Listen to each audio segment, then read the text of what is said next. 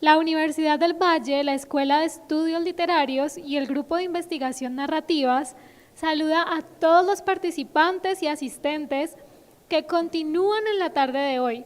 La primera jornada es La mirada al pasado y al presente literario en el siglo XX en letras nacionales. Le damos la bienvenida a quienes apenas se conectan a través de nuestro enlace virtual de Facebook, @cbisaacs. A continuación, la conferencia virtual La generación de los 60 y letras nacionales, a cargo del escritor José Luis Díaz Granados Valdeblanques.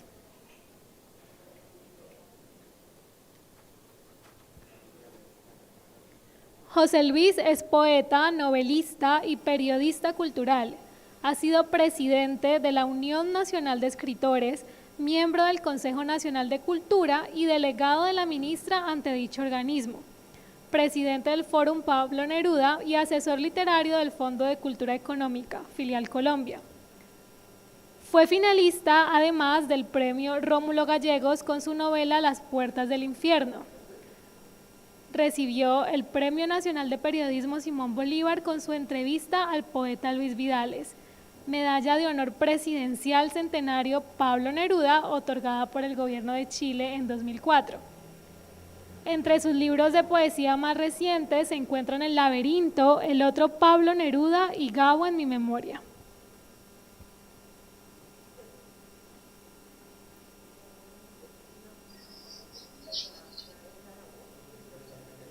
Tenemos una pequeña falla técnica, ya vamos a empezar. Vamos a escuchar al escritor y en el transcurso del conversatorio vamos a tener acceso a su imagen.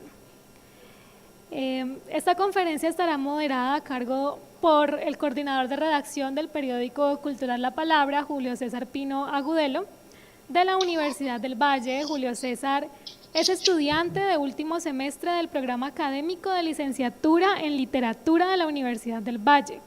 En la actualidad se desempeña como coordinador de redacción e investigación del periódico La Palabra, el cual está adscrito a la Escuela de Estudios Literarios de la misma universidad. Bienvenidos. Muy buenas tardes para todos, para todas. En primer lugar, quiero expresar mi agradecimiento profundo con el profesor Darío Henao Restrepo, de la Universidad del Valle, porque él realmente, no solamente los conocimientos literarios sobre la cultura nacional e internacional que tiene que ver con nuestro país, sino el celo, el apostolado que ha dedicado a este centenario del nacimiento de uno de los grandes escritores de Colombia, como lo es Manuel Zapata Olivella. Yo he querido hacer un preámbulo necesario a la charla que voy a tener con ustedes sobre la generación del 60 y la revista Letras Nacionales, un preámbulo que considero necesario para poder redondear todo la totalidad de la conferencia. Y es que entre 1960 y 1965, que es el año en que Manuel Zapata Olivella funda Letras Nacionales, ocurren acontecimientos bastante importantes, yo diría claves, en la vida de Manuel, como precursores inmediatos de la fundación de esa gran revista. En 1960 él publica La Calle 10. Manuel está en una etapa generacional en que se están realizando experimentos narrativos a lo largo sobre todo del mundo hispanoamericano. Juan Goytisolo, Julio Cortázar, apenas con una novela que se llama Los Premios, pero sobre todo con unos cuentos muy audaces, maravillosos. Carlos Fuentes inaugurando la literatura urbana con la región más transparente, la narrativa urbana en América Latina. García Márquez, aún muy tímido, muy desconocido, muy local, con la hojarasca y con el coronel no tiene quien le escriba, que apenas había salido en una revista, en la revista Mundo. De manera que el caso de Manuel es que cuando él publica La Calle 10, él le había enviado un concurso, esto es algo pues digamos, esto no se hizo público en su momento, y había quedado como en un último lugar entre los finalistas, con las últimas novelas o intentos narrativos no habría logrado ser un premiado. Entonces él cursó unos estudios en el Instituto Caro y Cuervo con el profesor Rafael Torres Quintero. ¿Por qué? Porque él no conocía realmente muchos aspectos profundos de cómo se maneja la novela contemporánea. Es decir, él veía que todos sus amigos, sus congéneres, estaban triunfando, ganaban los primeros premios. Eso fue pues una charla un poco confidencial que tuvimos los dos posteriormente, ya cuando Manuel era un hombre, un novelista consagrado. Y entonces le enseñó Torres Quintero ciertos experimentos, ciertos manejos, sobre todo del teatro. Él decía, fíjate que el teatro de Bertolt Brecht es un teatro donde de pronto, al mismo tiempo, de manera simultánea, como se manejan los personajes de una acción, entra de pronto sorpresivamente un personaje con unos afiches, con unos póster, ¿no? Que no tiene nada que ver con la obra, porque se trata de obras corales en que simultáneamente varios personajes se manejan entre sí.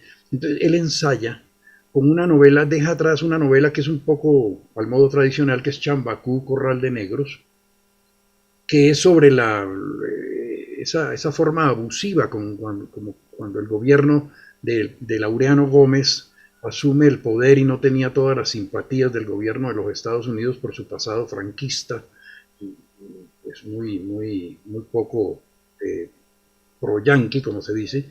Entonces, Laureano, para congraciarse con los Estados Unidos, comienza pues a reclutar sobre todo hombres jóvenes de raza negra para llevarlos a Corea, a una guerra inútil, a una guerra en que ellos mismos no sabían por qué iban a esa guerra, a quién tenían que matar y por qué.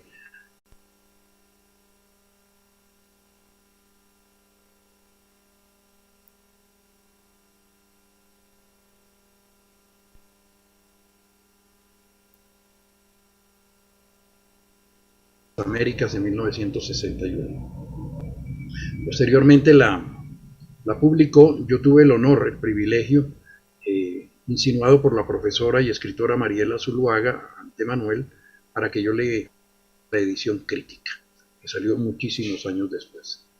Es muy importante este dato porque al año siguiente ya pone en práctica las sugerencias que el profesor Torres Quintero del Caro y Cuervo le ha hecho a Manuel, y de esa manera publica una novela, escribe una novela llamada Detrás del Rostro, ya sobre un escenario completamente distinto al del Caribe, sobre lo que llamaban el gamín, el muchachito vagabundo, huérfano, abandonado en las calles de la capital colombiana, en Bogotá, y de los jurados del premio ESO, y gana el premio de novela ESO en 1962. El año anterior lo había obtenido Gabriel García Márquez con una novela llamada Sin Título, que luego conocimos como La Mala Hora.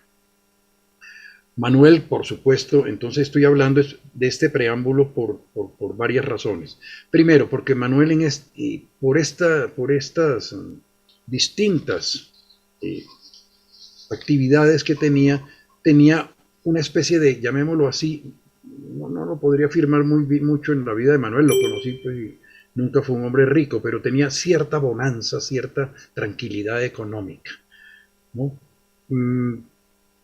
Con ese premio, eso que era el premio más, digamos que tenía más, que daba más dinero, el que ganara ese premio, tenía la edición de Aguilar, que eso era un sello bastante importante. El segundo premio lo ganó Elisa Mújica con su novela Catalina, que es una novela ya clásica.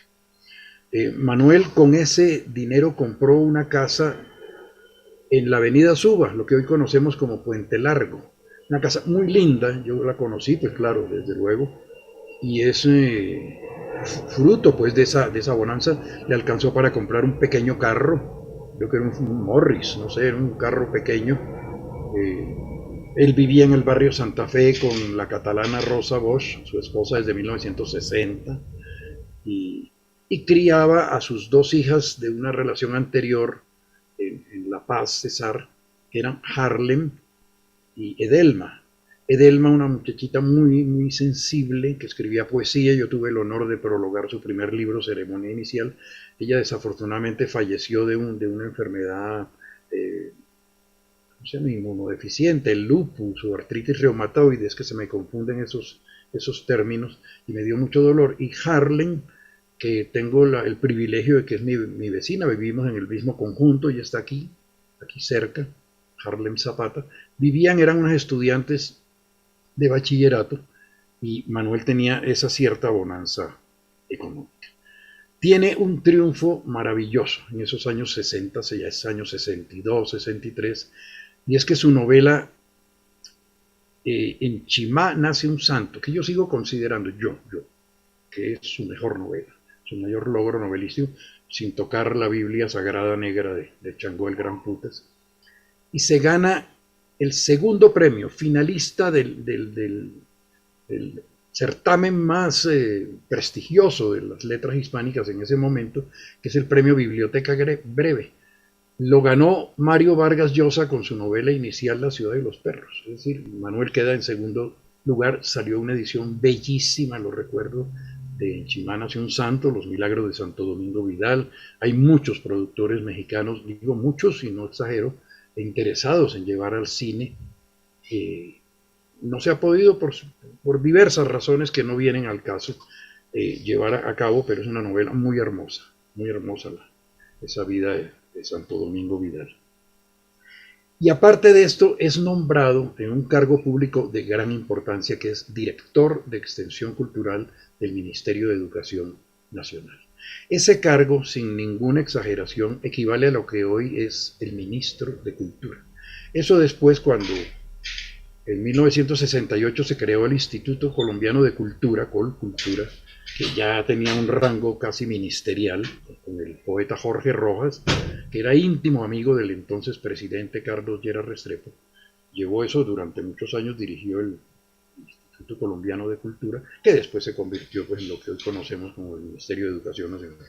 Con toda estos cargos, con toda esta, digamos, bonanza económica del 1960 al 65, entonces Manuel se da cuenta del panorama literario disperso que hay en Colombia, que hay una gran cantidad de autores jóvenes, promisorios, y autores olvidados que hay que sacar, hay que rescatarlos. Él se da cuenta de ello porque además él dicta clases, él dicta cursos, ¿no? Él es conferencista invitado con mucha asiduidad en centros docentes no solo de Bogotá, sino de todo el país. Entonces él ve la necesidad de que hay que fundar una revista. Manuel, él se da cuenta cuáles son las revistas literarias de prestigio que están entre 1960 y 1964. Vamos a ponerla entre esos años. La revista Mito. Cuando Manuel Zapata Olivella visualizó en su mente la realización de una revista literaria, la pensó diferente, tanto en objetivos como en perspectivas, con respecto a las anteriores publicaciones culturales y las que estaban en el mismo trayecto de tiempo, especialmente la más célebre, que es la revista Mito. Mito, fundada y dirigida por el poeta y ensayista Jorge Gaitán Durán y por el crítico Hernando Valencia Gelkel. Ahí colaboraron pues de manera fundacional Pedro Gómez Valderrama, ese gran escritor, cuentista colombiano, y Jorge Eliezer Ruiz, un gran lector y crítico también, Álvaro Mutis, bueno, sus amigos entrañables. Mito nace en la década del recrudecimiento de la violencia liberal conservadora en los años 50. Tenía la estructura y los cánones de la revista Les Temps Modernes, Los Tiempos Modernos, la mitológica revista de Jean-Paul Sartre, Simone de Beauvoir y todos esos grandes escritores y pensadores del existencialismo, Ahí colaboraba mucho Albert Camus, colaboraba Maurice Merleau-Ponty, pues esos grandes filósofos y escritores de la década del 50, que además divulgaban no solamente lo mejor de la literatura universal, sino las problemáticas políticas y sociales del planeta, especialmente de los países del tercer mundo, Asia, África y América Latina.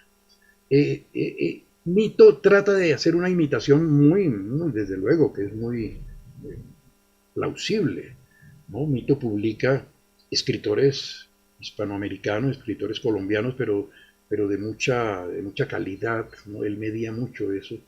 Y también al margen, al final, tenía documentos, que era una serie, por ejemplo, Historia clínica de un homosexual. Entonces, en 1955, eso eran temas tabúes, ¿no? Historia de un campesino colombiano, bueno, en fin, cosas muy, ¿no?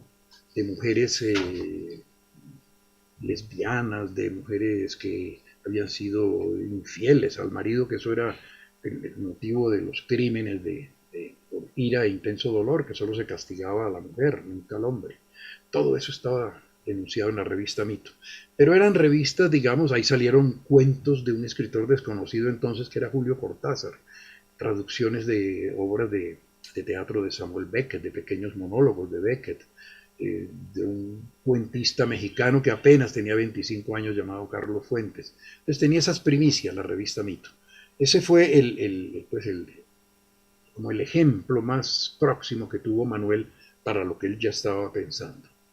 Porque Mito desafortunadamente desaparece, su último número lo dedica al nadaísmo, que es el movimiento que se asoma a finales 1958 de esa década del 50, cuando cae la dictadura de Rojas Pinilla, se restablecen ciertos elementos democráticos y parece que termina la guerra entre liberales y conservadores, de que después, bueno, se convierte en lo que ya todos conocemos.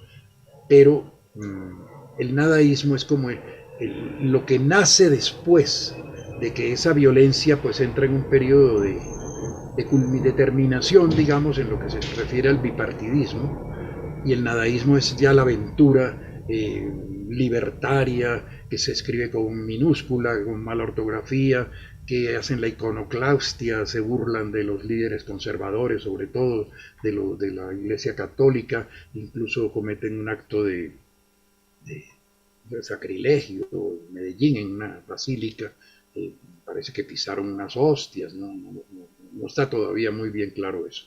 Pero de todas maneras, el nadaísmo fue un respiro, en un momento, una especie de repetición enriquecida de los años 20 con el surrealismo y las vanguardias en América Latina, con Vallejo, con la tentativa del hombre infinito de Neruda, con Huidobro y con Suenan timbres, que nos salvó la vida en ese momento en que Colombia no tenía vanguardia. Había unas revistas que ya con la aparición del Frente Nacional, 1959, 60, 61, pues expandían el arte universal, pero también el de Colombia. Por ejemplo, la revista Prisma. La dirigían, es decir, esto puede dar risa como anécdota lo que les voy a decir. Prisma era una revista de arte contemporáneo, excelente. Y en la bandera de la portada aparecían el nombre de las dos, Salamea y Gloria Sea de Botero. Sería inconcebible hoy en día pensar en eso, pero así fue. Así firmaban las directoras y por supuesto estaban renovando el arte y los conceptos de la crítica del arte. Estaban revistas de ensayo político como Contemporánea, de un joven llamado Fabio Lozano Simonelli, un joven muy brillante. Estaba Argumentos de un joven que entonces era marxista llamado Carlos Lemos Simons, con Darío Mesa, y con personas muy renombradas y notables en el mundo del marxismo académico, como Carlos Lemos, como Darío Lemos, Darío Mesa, Carlos Becerra, podrían citar bastantes allí. Luego la Nueva Prensa, que era un periódico moderno en que todas las ideas cabían, la dirigía el joven Alberto Salamea, hijo del gran poeta Jorge Salamea, el gran crítico, el autor del Gran Burundún, Burundá Muerto, que es la sátira más violenta contra Laureano Gómez, recreada por Jorge Salamea, y El sueño de las escalinatas, desde luego. La Nueva Prensa, pues claro, tan crítica con el sistema, los los grandes empresarios le quitaron los avisos que habían heredado de la revista Semana. Estaba la revista Eco, que era la única revista así intelectual, literaria, que tuvo muchísimos años de existencia, tenía una seguridad económica, que fundó el inolvidable para la generación mía, la de los 60, que es don Carlos Buchholz, luego con Ernesto Bolkinen, un gran crítico, y Nicolás Huescón, un poeta y novelista inolvidable para nuestra generación. Él era inmediatamente mayor que nosotros. Habían otros periódicos, La Calle de Alfonso López, Miquel Señálvaro Uribe Rueda, que fundaban el movimiento revolucionario liberal, La Gaceta de Gerardo Molina, una revista, todas eran revistas de divulgación ideológica, muy intelectuales. Con esos antecedentes inmediatos, visualiza Manuel Zapata Olivella la revista Letras Nacionales. Ya Manuel no quiere parecerse a nadie, admira mucho, toma de aquí, de las buenas ideas, de los buenos recursos intelectuales de las revistas anteriores, pero no quiere parecerse para nada a estas revistas. Manuel se fijó como objetivo algo totalmente diferente. Quería difundir y rescatar la literatura de Colombia como materia primordial de esa revista. Por eso la llamó Letras Nacionales. Entre el número 0, aparecido en 1965, hasta el 42, publicado 20 años después, en 1985, con algunos recesos, la prioridad de aquella mítica publicación se centró en divulgar textos clásicos en los diversos géneros de la literatura. Textos de autores contemporáneos, así como de escritores y escritoras jóvenes, muchos de ellos completamente desconocidos, y desenterrar además obras totalmente olvidadas y sobre todo efectuar los sesudos análisis para recrear, es decir, nuevamente la época prehispánica, autores de la época del periodo colonial, lo mismo que las de autores negros, mestizos y mulatos de la amerindia colombiana, con lo cual Manuel Zapata Olivella contribuyó al enriquecimiento del panorama nacional en lo referente al ensayo, la poesía, el cuento, la crítica y el teatro colombiano en su totalidad, así como también cuando difundía notas sobre obras de arte y estudios sociológicos y antropológicos acerca de diversos puntos de la ancha, grande y profunda geografía colombiana. Yo quiero aclarar que a Manuel nunca le gustó ni a Arnoldo Palacios ni a Jorge Artel las palabras que se usan ahora, que yo respeto mucho, de afrodescendientes, afrocolombianos, afrocaribes, afroamericanos. Manuel decía negro. Mi palabra es negro. Negro nos esclavizaron, negro nos liberaremos. Negro, no hay otra acepción, decía Manuel. Me gusta la negramenta, la negritud, el negrerío y la negredumbre. Yo lo digo porque en adelante yo voy a utilizar pues estos términos, nada de afro, pues yo muy fiel a mi maestro Manuel. No contento con los textos juiciosos y puntuales que aparecieron en sus primeros números, Manuel abrió un auditorio en el corazón de Bogotá, calle 21 con carrera séptima. Había un edificio en el piso octavo, se abrió una sala de conferencias que daban las oficinas de Letras Nacionales y bueno, Manuel estaba todo el día allí, a veces tenía que nombrar nominalmente otros directores porque él tenía un cargo público, director de Extensión Cultural, está Eduardo Pachón Padilla, bueno, ya los citaré más adelante. Pero creó clubes de lectura, me acuerdo de eso, se reunían una vez a la semana, y tertulias de amable y bulliciosa discusión pues ideológica, intelectual y política incluso. Y ahí leímos nuestros primeros textos, mis amigos, mis contemporáneos, quien les habla, siempre con la bondad y con la amplitud de Manuel y de su esposa catalana Rosa Bosch, que era como una hormiguita, ella era una mujer discreta, casi transparente, ella casi no aparecía, casi no se le oía la voz, pero ella estaba pendiente de la administración, ella ejerció la administración de la revista pues, todos los 20 años de su existencia. Rosa Bosch era una mujer muy dulce, de mucho carácter, Entonces ella pues, se le debía en parte también la consecución de las finanzas, de conseguir avisos, de propaganda, de pues, las pautas, ¿no? Lo que se conoce pues en este mundo de los negocios y la publicidad. Toda una playa de escritores. Yo recuerdo que nosotros teníamos 19 años, 20 años, escribíamos poemas, narraciones, pues desde luego que todos conocíamos de nombre a Manuel Zapata Olivella. Yo lo vi una vez en una feria, pues no, estamos lejísimos de cualquier feria del libro, ni siquiera las del Parque Santander. Una feria que había en Corferias, precisamente, ahí no había sino la Feria Industrial y Agropecuaria. En 1960, una editorial muy joven, de jóvenes escritores, creo que Fernando Ponce de León era uno de los directores, con Clemente Airó, sacaron unos pequeños libros, como unos 8 libros, salió una novela llamada Solamente la vida, de Fernando Soto Aparicio, creo que era su primer libro, Teatro de Gustavo Andrade, Matías, de Fernando Ponce de León, una novela de un escritor de Guamal, Magdalena, Carlos Delgado Nieto, yo lo conocí, vivía aquí en Bogotá, pues era muy lógico encontrarlos en los cafés del centro de Bogotá, ahí nos reuníamos, pues los adolescentes entrábamos ahí, pues, porque era el único sitio donde podíamos fumar y tomar tinto y ver, sin acercarnos mucho los escritores famosos de Colombia. Eso era muy hermoso. Entonces, ver a Manuel Zapata Olivella, que estaba firmando libros, me acuerdo de un libro de él titulado Cuentos de Muerte y Libertad.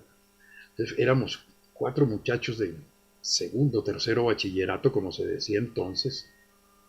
Fuimos a pedirle, mire, Manuel Zapata, claro, él era el escritor más famoso, ¿no? Era famoso, era conocido, era una persona que llamaba la atención. Manuel Zapata era distinto a todos, ¿no? Y le pedimos un autógrafo. Él muy simpático. No, si no me compran el libro no se lo firmo. Caramba, hicimos una vaca, compramos el libro y nos lo firmó con una carcajada, pues porque él era muy... Eso fue la primera vez que yo vi en mi vida a Manuel Zapata Olivella. Unos 3 años después, 1963, el noticiero cultural del Tiempo o El Espectador anunció una conferencia de él en un colegio del sur de Bogotá. Nos fuimos con 2 compañeros de mi colegio, Álvaro Miranda, poeta, y Luis Fayat, novelista. Entonces nos fuimos al Colegio del Sur, ahí lo conocimos, le hicimos preguntas, y él muy simpático, como siempre, nos contó su experiencia como autor de radionovelas, de Murallas de Pasión, de Amor Salvaje, y de una que había montado, que había ayudado mucho a García Márquez, que era totalmente desconocido, que se llamaba Se han cerrado los caminos, de Olga Salcedo de Medina, una gran novelista, muy buena novela, yo lo leí, barranquillera, que desafortunadamente pues la apalearon mucho porque fue miembro de la Asamblea Nacional Constituyente del gobierno del general Rojas Pinilla, y eso no se lo perdonaron. La constituyente la llenó Rojas de mujeres. Entonces, esto fue muy importante, haber conocido a Manuel Zapata en persona. Entonces, claro, cuando a finales de 1965 o a comienzos del 66, un primo mío que acababa de ser finalista de un concurso de novela llamado José Stevenson, Pepe Stevenson, con una novela llamada Los años de la asfixia, él era muy amigo de Manuel, me dijo, yo había dejado mis estudios, perdónenme las alusiones personales, pero es imposible no referirme a ellas para hablar de este preámbulo de letras nacionales. Entonces yo dejé de estudiar para dedicarme a la literatura. Dejé totalmente los estudios y me dediqué únicamente a la literatura. ¿De qué vivía? Pues de trabajos ocasionales. Fui mensajero de un almacén de discos Daro, me acuerdo. Y después mi primo Pepe Stevenson me dijo, mira, Manuel Zapata Olivella acaba de fundar una revista, ya tiene como 2 o 3 números publicados, pero necesita una persona que la proyecte, que esté vigilante en la tipografía, en la imprenta, que era la revista Cromos, de que el diseño haya quedado como él lo pensó, los titulares, el tipo de letra, la redacción, la ortografía. Entonces me citó a las 9 de la mañana, nos vemos en los talleres de Cromos y estaba Manuel. A mí me dio mucha emoción estar cerca de él, ya hablar con él, y él con la mayor naturalidad me dio las instrucciones, mira, es esto y esto y esto. Es un homenaje al teatro Escuela de Cali, que dirige Enrique Buenaventura, le vamos a dedicar todo el número a él. Escoge el color que tú quieras. Yo escogí el color café, porque a mí me gustaba mucho el color carmelita café, para empastar los libros. Entonces, todo lo que tuviera relación con los libros yo lo asociaba con ese color café. Nada que ver con el color de lo mulato ni de lo mestizo, pero me pareció lindo después.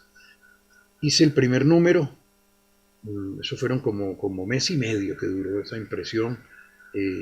Cuando se la entregué yo llegué feliz con el primer ejemplar. El taller de cromos quedaba 3, 4 cuadras de donde vivía Manuel, en el barrio Santa Fe, antes de mudarse a la avenida Suba, Puente Largo, cuando se ganó el premio. Entonces se lo llevé y entonces Manuel me regañó. No, esto no, esto no me gustó ni nada. Aquí destacas tú un libro de Jorge Salamea, lo destacas más que el resto de libros. Aquí no podemos discriminar a nadie, todos tienen que ser iguales. Yo sé, Salamea es más famoso y es uno de tus ídolos, pero no, aquí primero todos son iguales. No, esta diagramación no me gustó porque esta es una obra de teatro de Carlos Duplat, me acuerdo que aparecía ahí. Total que me pegó un regaño, yo iba apabullado, yo tenía 19 años, 20 años. En cambio Rosa trataba como de alentarnos, no, el número quedó muy lindo, no, quedó muy bonito. Manuel, no, Manuel no, él estaba molesto, esto no da. Pero a los 10 minutos me llamó ahí a la oficinita que tenía en su casa para darme los materiales del número siguiente. O sea que yo dije, no, ya no pasó nada. Entonces lo ayudé mucho, me empleé con él ahí en la sala de letras y entonces ahí hacían pues la felicidad, porque entonces ya tenía uno a la mano los grandes maestros que uno endiosaba cuando era niño. Yo estaba muy joven, llegó de Buenaventura Óscar Collazos, caramba, con un espíritu muy nuevo porque era muy culto, pero no tenía el espíritu ese del intelectual rudo y no que tenía el intelectual bogotano, que usábamos unos buzos. Los más mayores usaban una pipa y una barba y bueno, no. Llegó Collazos con un espíritu. Decía, mientras ustedes están leyendo a Joyce y están leyendo a Faulkner y están leyendo a Ezra Pound, yo estaba en los burdeles de Buenaventura y aprendí literatura, decía Collazos. Collazos tenía 22, 21 años, nosotros 19, 20, bueno, todos de la misma edad. Y Manuel comenzó a fomentar tertulia, nos daba ron 3 esquinas, hacía que prepararan ahí unos cócteles, y todos los jóvenes, me acuerdo, el menor de nosotros era Roberto Burgos Cantor, o sea, él se firmaba todavía Roberto Eliezer Burgos Cantor, él no salía de Letras Nacionales, también colaboraba mucho.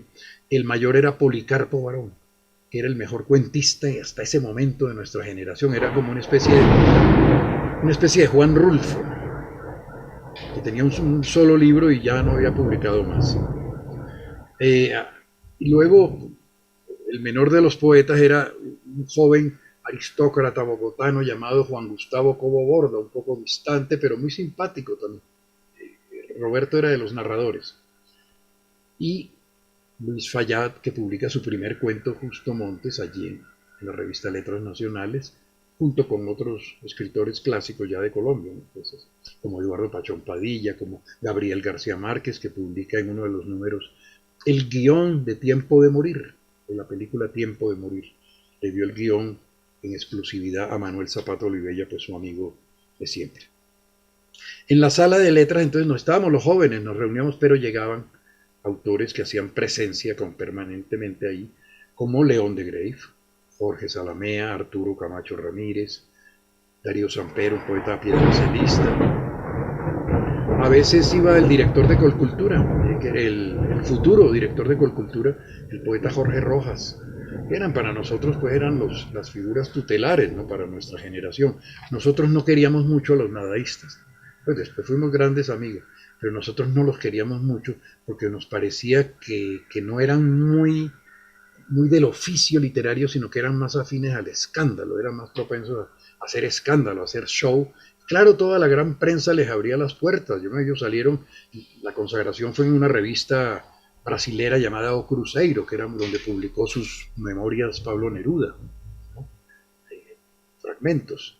Entonces yo salía en todas las portadas de las grandes revistas, en cromos, tenía ahí una columna Gonzalo Arango. Todos eran poetas más de show. Después, eso lo conversamos muchos años después con ellos, porque son nuestros grandes amigos.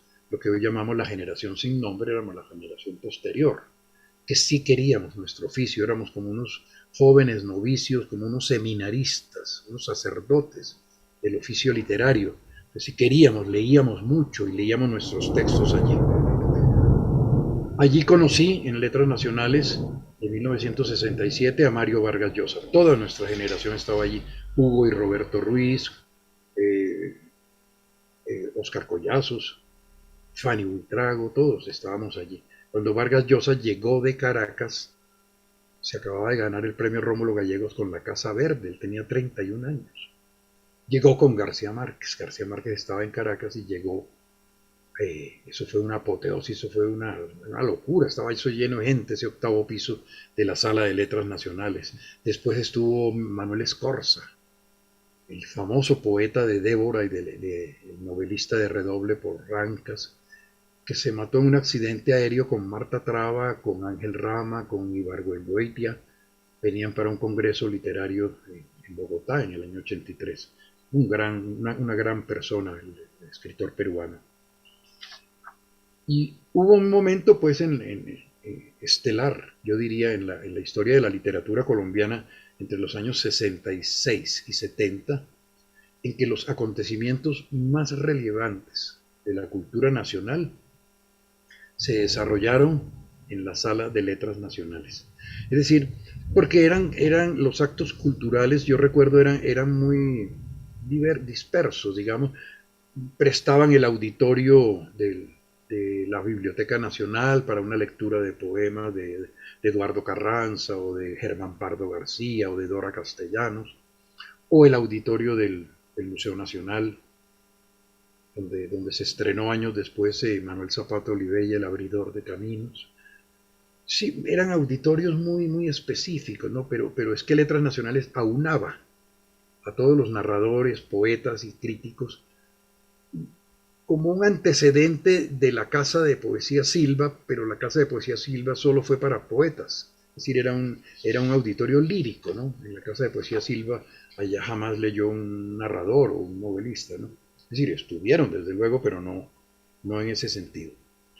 Por supuesto que los poetas y narradores, que en aquellos años maravillosos y esplendentes no teníamos dónde reunirnos, nos fuimos conociendo bajo las fraternas manos tutelares de Manuel Zapata Olivella y de Rosa Bosch, y un espléndido equipo asesor, entre quienes descollaban pues Eduardo Pachón Padilla, que el año entrante se cumple su centenario, era un crítico samario.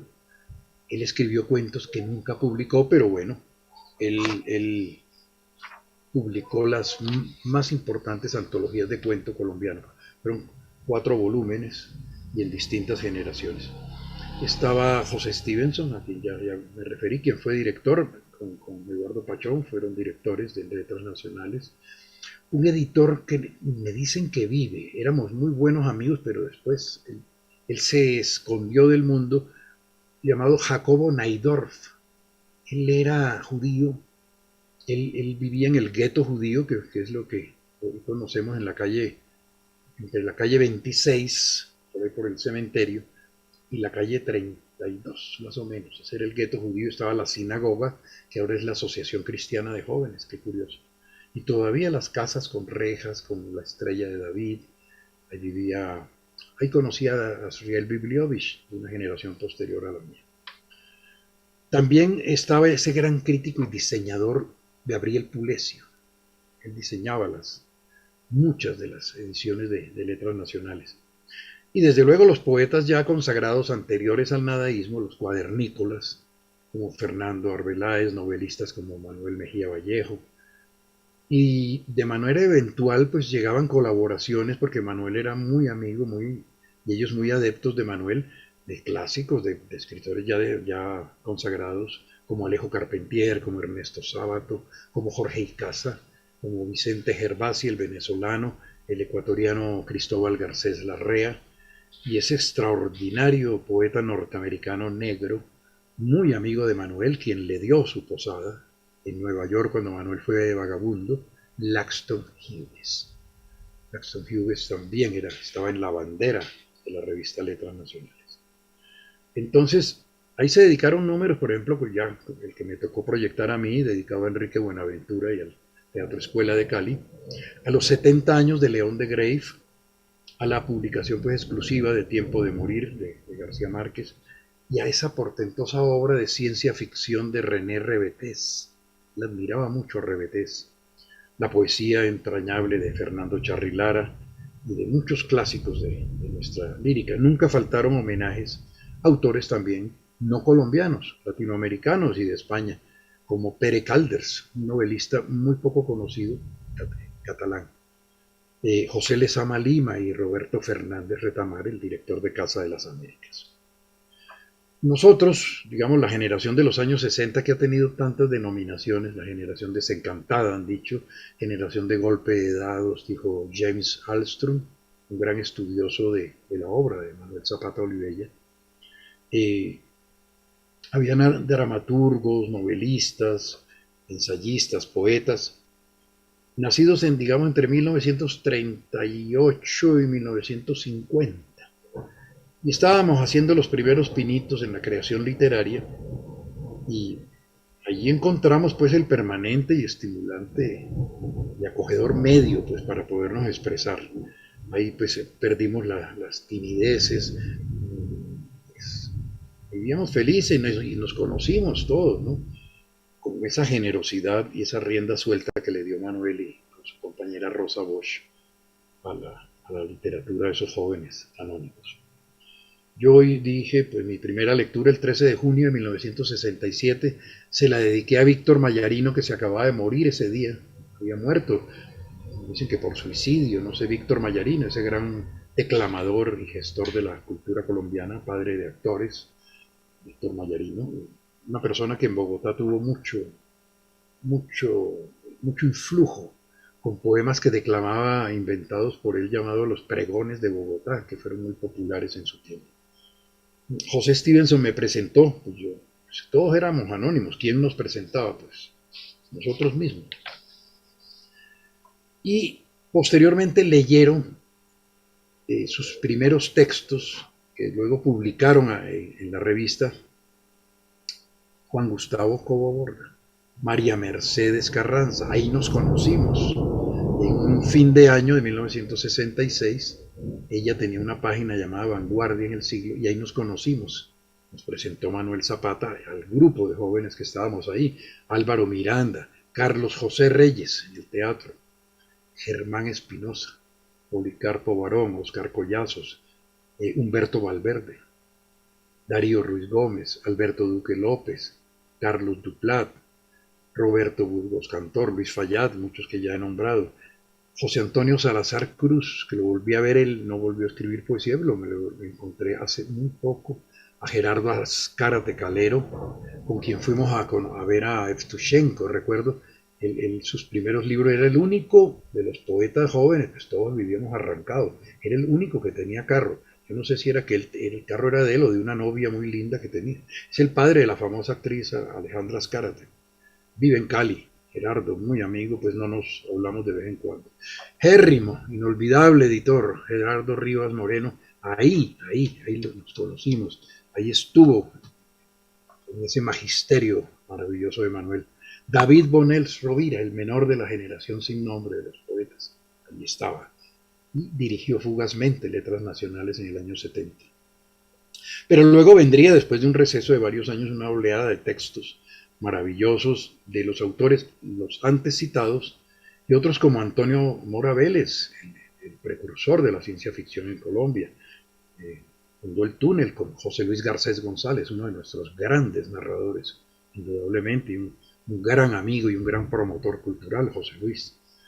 Augusto Pinilla, Guillermo Alberto Arévalo, Edelma Zapata, desafortunadamente muy joven, Alberto Sierra, a los 19 o 20 años se acababa de ganar en esos días un gran concurso en Cartagena con su única novela, Dos o Tres Inviernos, una novela experimental con mucho influjo de Durrell, del Cuarteto de Alejandría, y que se ganó un premio muy importante en Cartagena, segundo premio, el primero lo ganó Eutiquio Leal, también de Letras Nacionales, Eutiquio, con su novela de la noche, una novela de solo diálogo, muy experimental. Giovanni Queset, Jorge Hernández Gómez, quien después adoptaría el seudónimo de Jorge Marel, Jairo y José Ramón Mercado, Edgar Sierra, Roberto Montes Matiú, Jaime Arturo Martínez, Guillermo Enríquez, Ramón Ilán Vaca, entre otros. La revista estuvo dirigida en primera instancia pues por Manuel, pero luego Manuel tuvo que irse para Toronto, pues, se había quedado sin el puesto de director de extensión cultural y la revista realmente no daba muchos frutos económicos. Manuel era un poco, digamos, tenía unas salidas de generosidad tremenda y gastó mucha plata en tomando fotos de cada autor, incluso de nosotros, los desconocidos, ampliaba esas fotos que las tomaba Nereo, las tomaba Abdú, el Hayek, y las mandaba a enmarcar. El costo de toda esa marquetería, ¿no?, de Álvaro Mutis, de León de Grey, que adornaba toda la sala de letras nacionales, que pues no sé si era necesario o no, pero él lo hizo. Por supuesto, él tenía que tener otros empleos, ya no era director de extensión cultural, se fue a Toronto, dejó encargado a José Stevenson de la dirección, después a Eduardo Pachón, y estuvo Gonzalo González Goc, ese gran periodista y conocedor del cuento, conocedor profundo del cuento en Colombia, que lanzó a los nadaístas, que también tuvo mucha importancia. A mí personalmente me publicó mi primer cuento, La Casa, y el primer cuento de Fanny Buitrago, salieron el mismo día en la misma página. Fanny y yo nos bautizamos bajo la dirección de Gonzalo González Goc, con un cuento en el magazine del Espectador. Y David Bonels Rovira, él fue director del número 21 de Letras Nacionales, que apareció en julio de 1970. Manuel era vicepresidente, desde luego, cargos honorarios, de la Comunidad Latinoamericana de Escritores, una fundación que pues, tuvo la dirección del gran poeta mexicano Carlos Pellicer. Carlos Pellicer se educó en Colombia, en el Colegio del Rosario, en los años 20, vino como delegado del presidente Venustiano Carranza, y aquí se formó con Germán Arciniegas, con Juan Lozano y Lozano, con León de Grey, con los nuevos, la generación de los nuevos. Y él dirigió en los años 70 la Comunidad Latinoamericana de Escritores. Es el maestro intelectual del actual presidente mexicano Andrés Manuel López Obrador. León de Grey era como un presidente honorario, algo así. Y hubo un congreso en Caracas en ese julio de 1970, Manuel encargado de hacer todo ese trabajo para llevar la delegación de Colombia.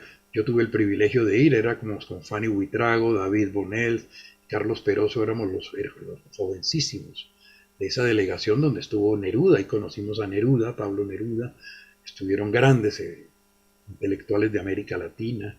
Yo recuerdo a Silvina Bullrich, a Enrique Anderson Inver, era gente muy importante, de Benjamín Carrión, y gente joven, también gente desconocida. Recuerdo que eso de la mano de Zapato Olivella, y David Bonel llegó 2 días después de inaugurarse ese congreso y repartió esa revista Letras Nacionales toda innovadora, venía en una estuche, en una cajita, y no estaba cosida, cada hoja iba suelta. Entonces, Manuel se molestó porque no aparece en la bandera como fundador Manuel Zapato Olivella, sino Manuel Zapata O. Y él era muy celoso con su nombre. Uno tiene un nombre, es para salir con ese nombre siempre. Recuerdo esa anécdota. Manuel él regañaba, él tenía la costumbre de regañar, él regañaba a todo el mundo, Manuel, pero lo hacía de una manera con tanto amor que uno nunca... Era su temperamento, su manera de ser.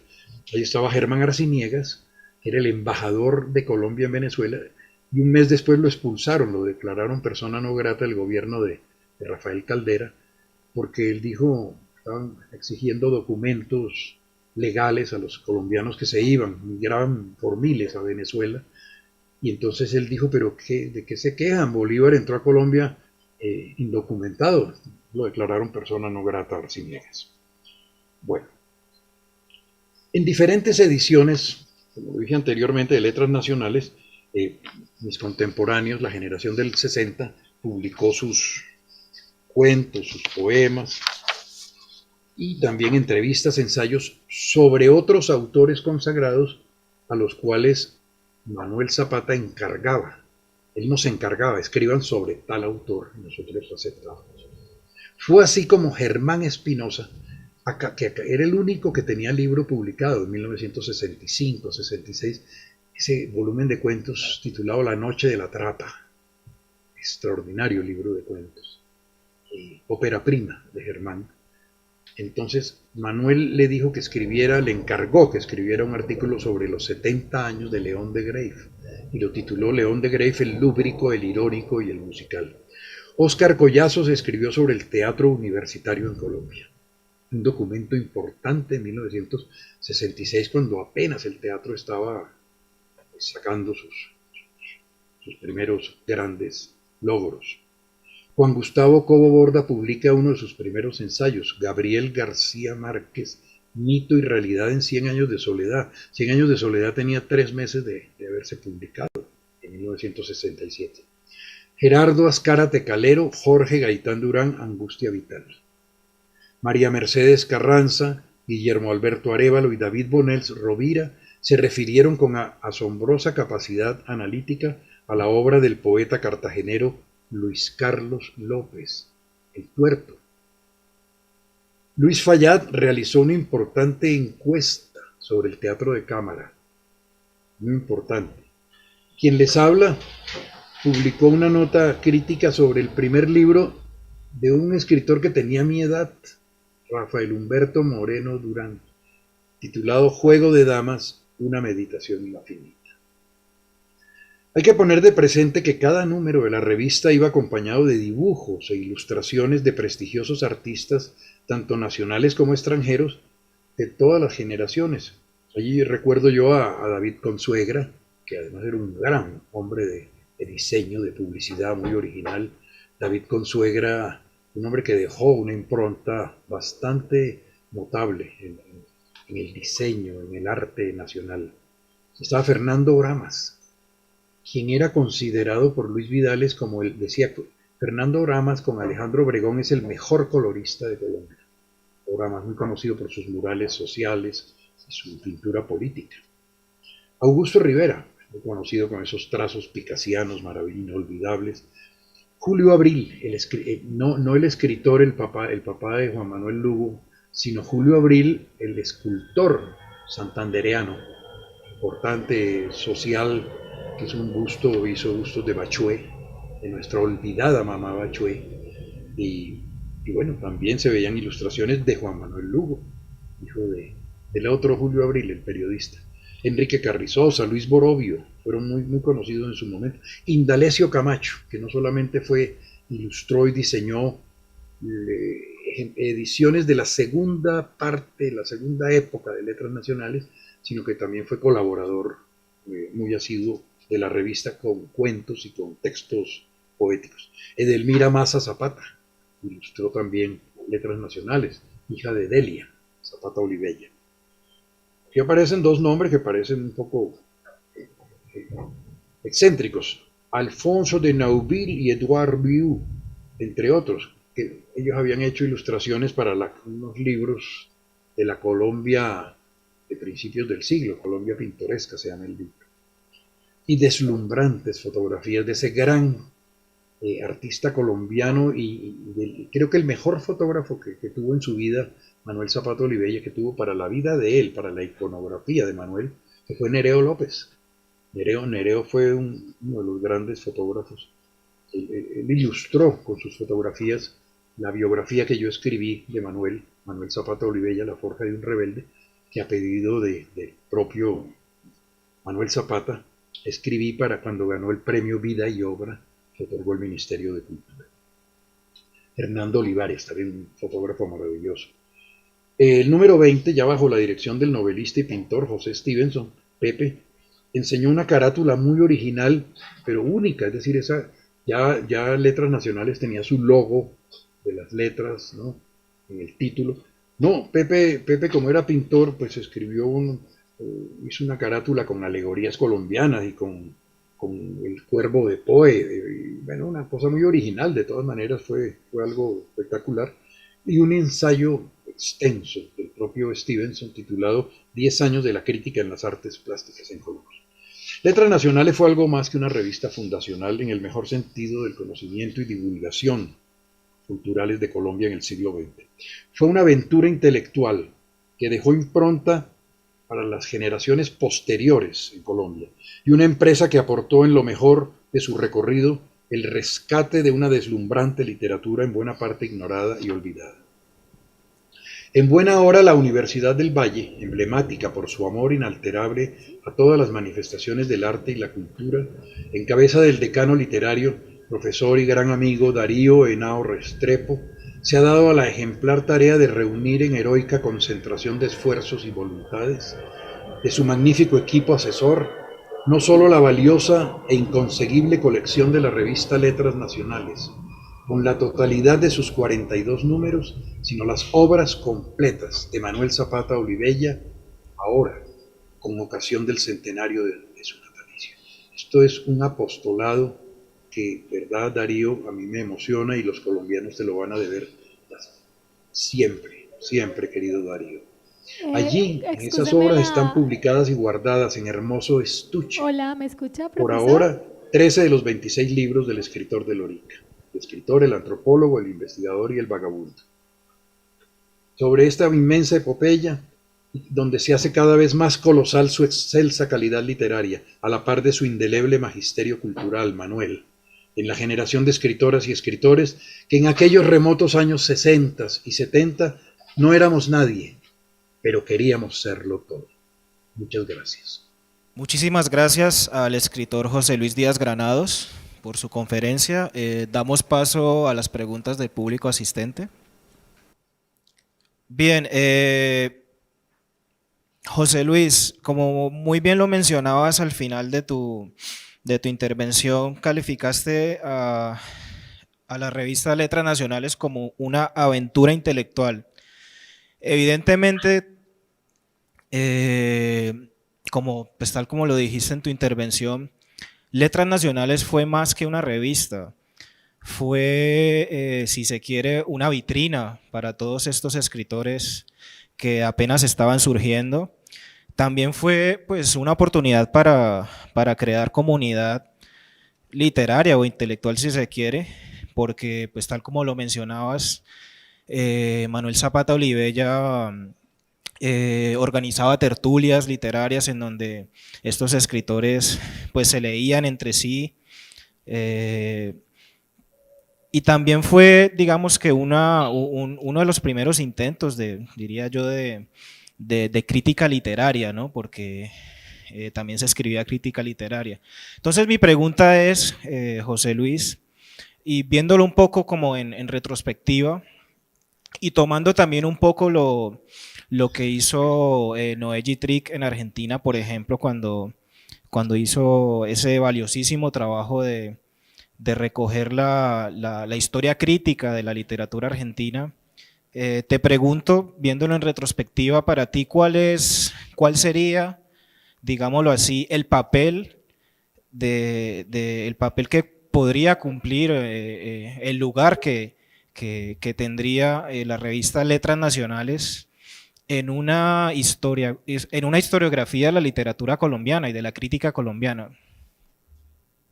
Sí, muy buena pregunta, porque yo creo que ahí está, es decir, muchas personas, muchos estudiantes, muchos jóvenes, muchas personas, hombres, mujeres que quieran conocer la literatura de nuestro país, es decir, ahí está, es decir, como en un recinto sagrado, como una biblioteca de consulta permanente, lo que uno quiera saber de nuestra literatura, de nuestros ancestros, de nuestros antepasados literarios en la creación y en la crítica.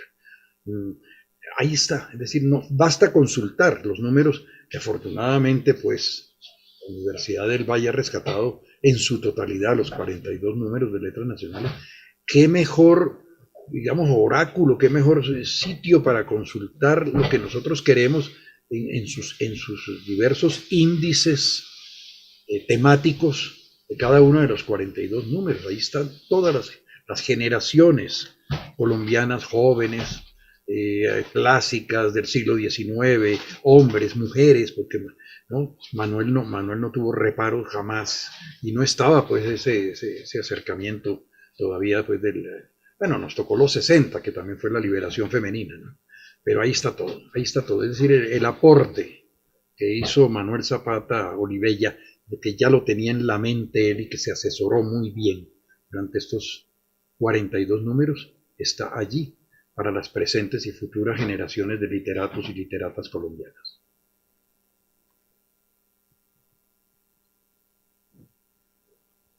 Buenas, José Luis.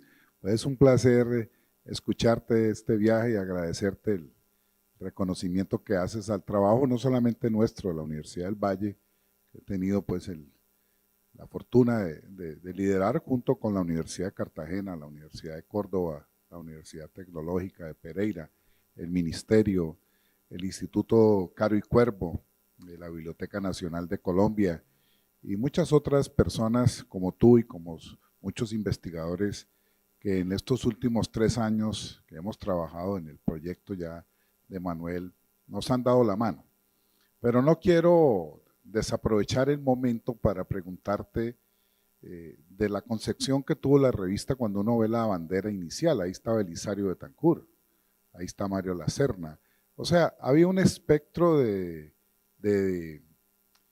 intelectuales, de escritores, dijéramos, de diferentes banderías o de posiciones, y estoy seguro que, pues, obviamente predominaban una serie de escritores que llevaron a Hernando Telles a decir en el primer número, cuando aparece el cero, que esa era una revista marxista, aunque hubo tanta amplitud, tantas discusiones, tantos debates, por ejemplo, el debate de Salamea con los nadaístas, con Gonzalo Arango, los debates que se dieron en el terreno de la estética con Marta Traba, y por ahí vamos los debates alrededor de la novelística colombiana, todo lo que se le dedicó a la dramaturgia.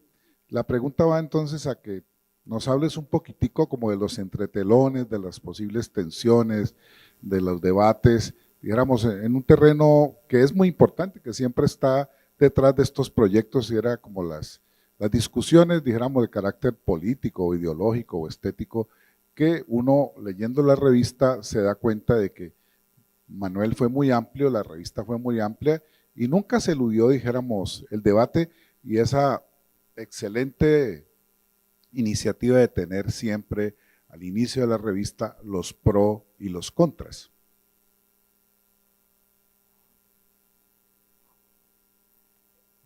Sí, hay una cosa muy importante y es colocarse uno en el momento justo de cada tiempo. El otro día yo leí, pues tuve conocimiento de un elogio tremendo, un elogio pero bastante entusiasta de Pablo Neruda a Fulgencio Batista. Es decir esto parece absurdo, es decir, pues eso es algo inverosímil, es algo imposible, pero existió.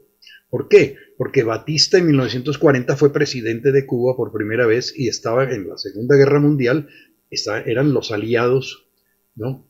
Estaban Estados Unidos, Inglaterra y la Unión Soviética. Entonces los gobiernos, todos los gobiernos de América Latina tenían pues esa, ¿no? Alfonso López y Pumarejo, Pedro Aguirre Cerda en Chile, Lázaro Cárdenas y Batista en Cuba en su primer gobierno. Los ministros eran comunistas, Juan Marinello y Carlos Rafael Rodríguez, grandes dirigentes del comunismo en Cuba, eran ministros de Batista. Ya el segundo Batista, pues el horror, ¿no? El dictador que fue derrumbado por los barbudos de la Sierra Maestra. Entonces digo yo ponerse uno en el contexto de cada momento. Cuando Letras Nacionales sale, me acuerdo que Mario Lacerna, de quien fui buen amigo, y él estuvo en Caracas en el famoso congreso que les cité ahora, Mario Lacerna dirigía o era colaborador del periódico La República, había sido rector de la Universidad de los Andes, un hombre conservador, abuelo de Paloma Valencia, entre otras cosas. Mario Lacerna se definía a sí mismo como ospinoleninista. En ese momento cabía ese término. Y Belisario Betancur tenía la editorial Tercer Mundo. Era un hombre, lo llamaban en esa época conservador de izquierda. Belisario Betancur era un hombre que publicó El sueño de las escalinatas, de Jorge Salamea, que era un poeta marginado. Él fue muchas veces a Cali Y mis contemporáneos deben acordarse cómo acogía la juventud de entusiastas Zalamea, porque los grandes medios de comunicación lo ninguneaban, lo despreciaban a Zalamea. Y Belisario Betancur en Tercer Mundo le publica El sueño de las escalinatas, el libro. Primero la HJCK como disco. Y así, es decir, Belisario era un hombre muy progresista en ese momento. Y claro, entran al mundo de Manuel Zapata ellos, y Tercer Mundo tiene avisos en letras nacionales. Mario Lacerna, es decir, los hombres que hoy en día, claro, el contexto de hoy en día, son hombres pues conservadores, unos hombres de otra concepción tremenda. Pero Belisario era un hombre, yo recuerdo en ese momento, era un hombre muy progresista, tenía fama de que tenía la mayor colección de discos de música de protesta latinoamericana. La tenía y la debe existir todavía, porque él era muy, muy celoso de eso. Y cuando le preguntaron, pero usted es un conservador tradicionalista, él dijo, no, miren, la prueba es el nombre que le he puesto a mi editorial, Tercer Mundo. Entonces siempre, él se definía más bien como un social cristiano, ¿no? Pero digo ya, ponérselo en el contexto de cada momento, ¿no? Es importante porque entender por qué estaban en el Consejo de Redacción en la bandera de Letras Nacionales. Manuel no tenía problemas de eso. Manuel era un hombre de izquierda, pues, y sus inicios fueron, incluso él tuvo militancia comunista en los años 40, 50, viaja a la República Popular China. Él después ya él tiene después una posición más moderada sin dejar de ser un progresista, un hombre pues de izquierda y de una profunda sensibilidad social, pero acoge todas las gentes que tienen calidad literaria, calidad cultural y sobre todo sensibilidad social, ¿no? Sean conservadores, sean liberales, sean pues de otras ideologías. Manuel siempre nos recalcó mucho, yo recuerdo, en sus charlas privadas, ¿no? esa posición que tenía, y con Letras Nacionales él no podía discriminar a nadie por política, sino donde hubiera calidad literaria y artística, ahí cabían todos, ¿no? Me acuerdo que él me contó una anécdota de cómo la gente de izquierda se vuelve después de derecha, mucha gente de izquierda se vuelve de derecha. En cambio, el caso contrario es muy, muy raro, pero me contó el caso de Jorge Isaacs. Manuel no publicaba artículos o textos de él, pero publicó uno muy importante que fue un análisis de la María de Jorge Isaacs, porque la considera la primera novela negra de Colombia. Es decir, ahí es donde sale por primera vez esos cantos populares que después hizo famosos Candelario Beso, ¿no? Qué triste que está la noche, qué triste está, no hay en el cielo una estrella, remar, salen en La María de Jorge Isaacs. Y es la primera novela judía en Colombia. ¿No? Todos esos apellidos aristocráticos que son como los Holguín, son del Chocó, son de Novita, Chocó. Don Carlos Holguín era el presidente de Colombia, es nacido allí. Todo eso lo hace caer en cuenta para el contexto de La María de Jorge Isaac, que es uno de los poquísimos que firmó Manuel y publicó en Letras Nacionales. Él estaba muy por encima de eso. Él necesitaba el rescate de los valores literarios independientemente de su ideología política, y en la revista eran acogidos todos y todas, ¿no? Sin ningún problema de ideología política. Tiene la palabra el escritor José Luis Garcés y vamos cerrando. Poeta. Querido José Luis Tocayo. Gracias, muy amable, gracias. Un gran gusto. Cuando uno analiza los primeros números de Letras Nacionales en términos de pauta publicitaria, se nota que hay un apoyo. Banco de la República, Ecopetrol, Federación de Cafeteros, etcétera. Más adelante, al parecer, eso disminuye. Esta disminución significa ya una contradicción entre la revista Letras Nacionales y el apoyo que las entidades oficiales y privadas le daban al darse cuenta de la tendencia ideológica de la revista. Es la pregunta. Sí, es posible, José Luis, porque eso ocurrió también con la nueva prensa de Alberto Zalamea, que ya, por ejemplo, había un pintor llamado, Bernardo, era un pintor, pues no tenía un gran talento pictórico, se me escapa el nombre, pero era presidente de Bavaria. Y entonces en la revista La Nueva Prensa, cuando él hace su primera exposición, Marta Traba le da palo, le da garrote, y entonces él le quita todos los avisos de Bavaria a la Nueva Prensa. La Nueva Prensa se vino abajo y fracasó. Con Manuel también, claro. Él tenía que ir ya en la segunda parte, y eso me consta a mí. Él tenía que ir a los despachos de cada gobernación. A veces le decían gobernadores o ministros en Bogotá que le iba a pedir una pauta publicitaria. No tengo tiempo, lo recibo otro día, y él se metía, él abría la puerta. Hombre, claro, como él era un hombre ya muy conocido y era un hombre muy respetado, entonces lo recibían, pues claro, porque él se metía y él los regañaba. ¿Cómo es posible que la cultura, ustedes los mandatarios tienen que saber que la cultura es el eje principal de todo gobierno, de toda nación, de todo territorio, de todo lugar? Bueno, los convencía con esa dialéctica que tenía maravillosa Manuel, y le daban el aviso para quitárselo de encima. Es decir, lo estoy diciendo de una manera muy rudimentaria en la segunda parte, José Luis, como tú lo apuntas muy bien, de la revista. En la primera no, claro, como era Manuel, pues era director de extensión cultural y tenía era muy famoso sobre todo por el ballet de Delia también. Bueno, era muy joven también, no había problema, y además eran cosas que nadie, es decir, decirlo hoy en día puede sonar risible, pero Julio Mario Santo Domingo era un hombre de izquierda, lo era.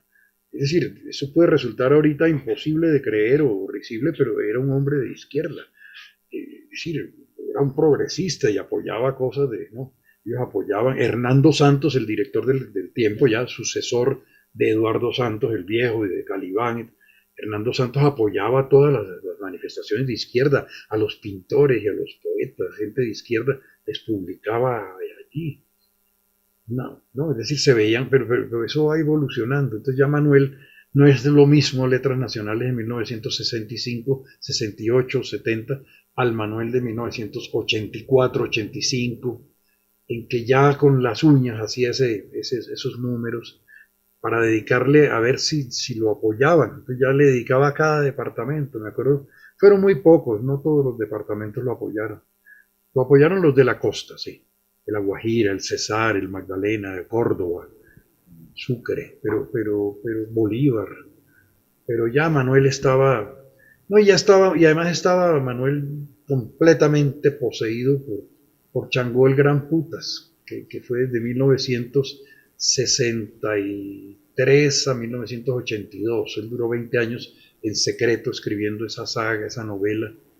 Manuel no tomaba trago, pues iba a mi casa, que éramos vecinos en Palermo, en el barrio.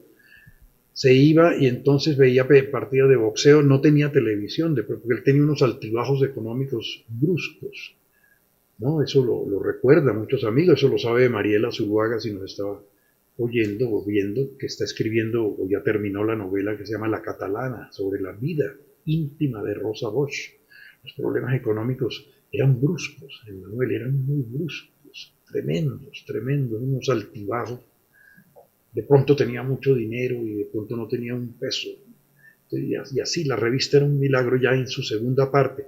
Decía Don Quijote que no hay segundas partes buenas, sin embargo la segunda parte de Don Quijote es muy excelente. Pero bueno, no sé si José Luis, si te contesté la pregunta.